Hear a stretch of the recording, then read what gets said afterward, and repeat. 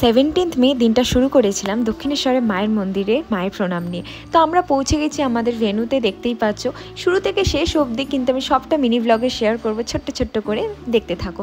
আমরা এখন রেজিস্ট্রেশনের লাইনে দাঁড়িয়ে আছি, রেজিস্ট্রেশন কমপ্লিট হয়ে গেছে, আমরা আমাদের টিকিট কোড পেয়ে গেছি। এরপর শুরু হয়েছে আশীর্বাদ পর্ব। শাশুড়িরা যেমন জামাইদের আশীর্বাদ করেন, এখানে শ্বশুরেরা বৌমাদের করছিলেন। চারিদিকে উলুধ্বনি, একটা গায়ে কাটা দিচ্ছিল, অন্যরকম অনুভূতি হচ্ছিল, পরিবেশটা না এমন হয়ে গেছিলো।